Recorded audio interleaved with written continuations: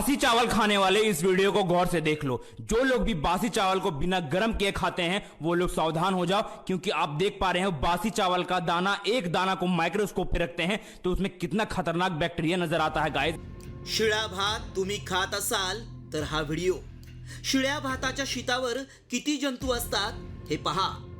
Fridge मध्ये ठेवलेल्या शिळ्या भाताचं एक शीत चिमट्यानं उचललं, नंतर ते शीत काच पट्टीवर घेऊन त्यावर पाण्याचा एक थेंब टाकतो। नंतर हा पाण्याचा थेंब तो मायक्रोस्कोप खाली पाहतो, त्यावेळी यामध्ये अनेक जंतू वळवळ करताना दिसतायत।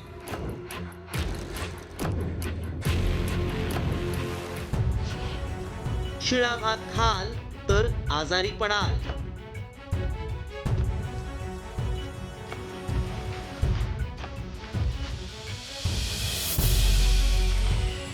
शिळ्या भातावर जंतूंचा जथ्था।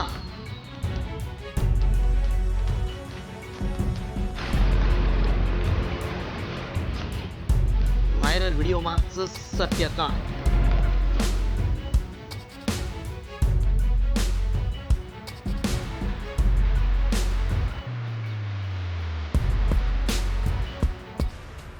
एका शीतावर एवढे जंतू असतील तर तुम्ही खात असलेल्या शिळ्या भातात किती जंतू असतात याचा विचार न केलेलाच बरा।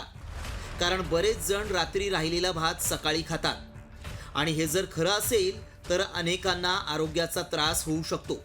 त्यामुळे याची सत्यता जाणून घेणं गरजेचं आहे। व्हायरल व्हिडिओत शिळ्या भातावर प्रचंड जंतू दिसतायत, त्यामुळे खरंच असं होतं का याची आम्ही पडताळणी सुरू केली।